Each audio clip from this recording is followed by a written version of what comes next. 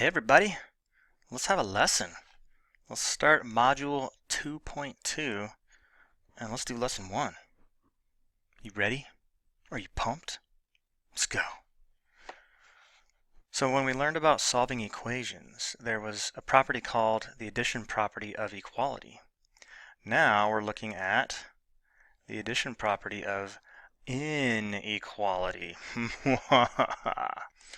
But it basically means the same thing. You can add the same number to each side of an inequality and you get an equivalent inequality. So let's look at an example. So think about this. Negative 3 is less than 2. That is true because negative 3 is less than 2. Trust me. Now let's be crazy and let's add the same number to each side of this inequality. If I add 4 to the left side, I'm going to get 1. And if I add 4 to the right side, I'm going to get 6. 1 is less than 6. Oh my heavens, that is also true. Are you amazed? I hope you are, because that was amazing. Let's look at another example. Here's a greater than or equal to. Negative 3 is greater than or equal to negative 10. Is that true? Let me think about that. If I'm looking at a number line, going negative 1, 2, 3, positives go to the right. Negative 1, negative 2, negative 3, negative 4, da da da da da da. Somewhere down here is going to be negative 10. So negative 3 would be right here. Negative 10 would be right here. So negative 3 is greater than, because greater than goes to the right. Right? Positive numbers are to the right, lower numbers are to the left. So this sucker is true. Now, let's be crazy again. Let's add 3 to both sides. Wow, what are we going to do? Negative 3 plus 3 is 0. And negative 10 plus 3 is negative 7. And 0 is greater than or equal to negative 7. Here's 0. And negative 7 is like right here somewhere. So basically, our two numbers just went boop, boop, the same distance. So this guy is also true. So here's the letters that probably just look weird to your brain. If A is greater than B, then A plus C is greater than B plus C. So basically this is just the algebra form of saying you can add the same number to both sides and the inequality sign stays the same. And the same thing is going to be true for all 4 inequality signs. Greater than or equal to, less than or equal to. Don't call this greater than or less than, because that doesn't make sense. Greater than or equal to, less than or equal to. You will win at life if you do that. All right, let's look at an example. Let us solve this inequality, and then let us graph the solution. All right, so I want to solve this bad boy, x minus 6 greater than or equal to negative 10. What am I going to do? Here's my variable that I'm trying to get by itself. What operation is happening to that variable? Subtraction is, and what's the opposite of subtraction? That is correct, it's addition. So if I wanted to get x by itself, if I have a minus 6, I need to do the opposite. I need to do plus 6 to the left side of the inequality and to the right side of the inequality. And I get negative 6 plus 6 is 0, and x plus 0 is just x. The inequality sign stays the same because I'm adding the same number to both sides. And I'm using the addition property of inequality right here.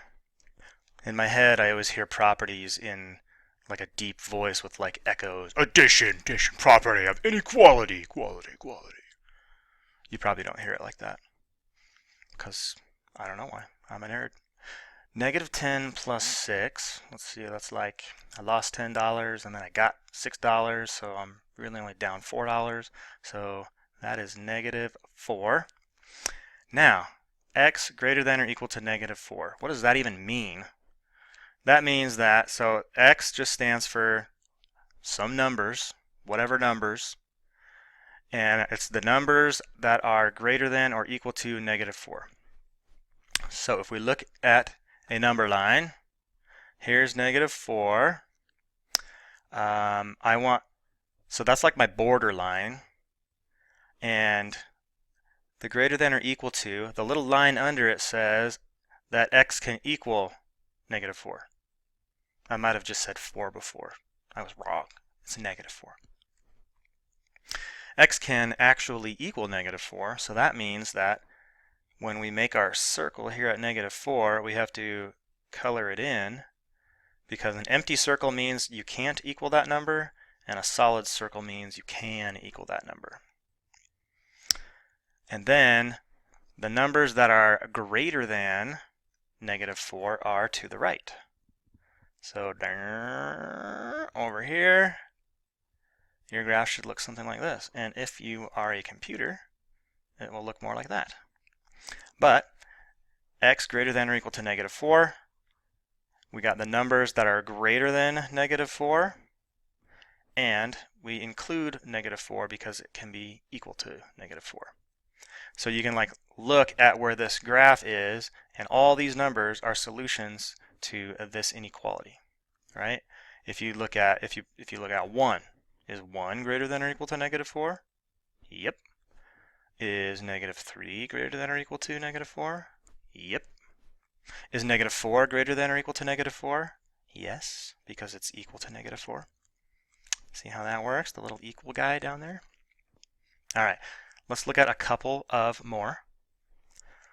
b minus 2 is greater than negative 9.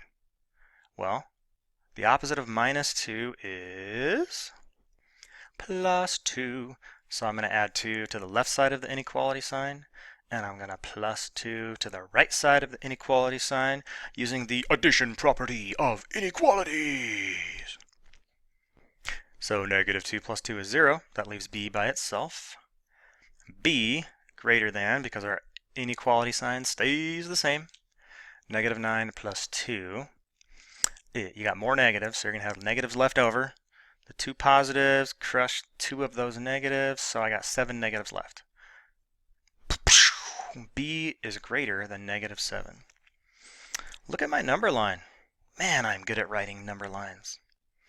So b greater than negative 7. So negative 7 is like our border line. But are we allowed to equal negative 7? Nope. There's no little line under here that says or equal to. So it's only the numbers that are greater than negative 7. So only the numbers that are over here. So empty circle when there's no little line under it. And that means that we start here, but we don't include this value. And once again, if you're a computer, you can probably draw like that. So this is our solution, solving the inequality. And this is our graph. Bada bing, bada boom. Oh dear. Ah, there we go. All right, I need to get m by itself, and I got a minus 3. Hey, I know a property that lets me add the same number to both sides of an equation. It is the addition property of inequality. So I'm going to add 3 to both sides of the inequality. So it's still going to be less than or equal to. Negative 3 plus 3 is 0. So m is less than or equal to 5 plus 3 is 8. So this is our algebraic solution. M less than or equal to 8. And that is a set of values. Any number that is less than 8 or equal to 8. So it can equal 8, so I do a solid circle there. And then anything less than 8 is also a solution. So I draw a very straight line going to the left. That looks exactly like this. You know something? One more. Because I know as soon as you see this, you're like, I'm done. Fractions, I'm out of here. Well, I'm just going to show you. You just walk through the same steps. We have an inequality. We got our variable with subtraction happening. So what's the opposite of minus? It's plus. So I'm going to add something to both sides. What am I subtracting? Minus 1/4. So I'm going to add 1/4 to both sides. On the right side, that's a little easier because I know that negative 1/4 plus 1/4 is 0. Those are just opposites, so they have to add to 0. But thought bubble on this guy, because we normally don't see 1/4 plus 1/4 on top of each other like that. We might recognize it if we see it more like, we usually write our fraction addition like from side to side.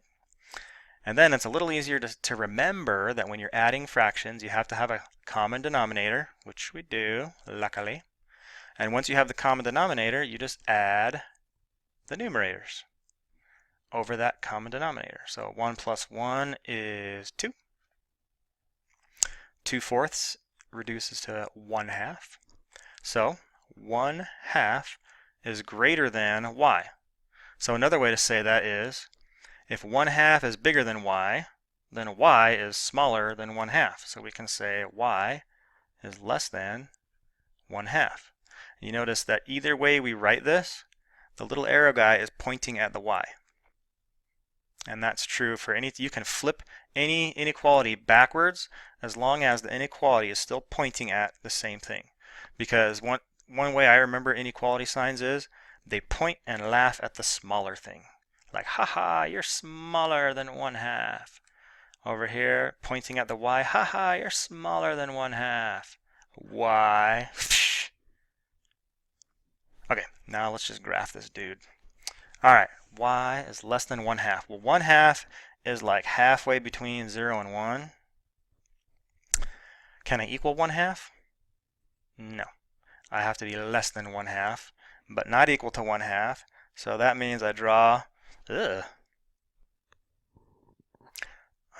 open circle at 1/2, and then less than.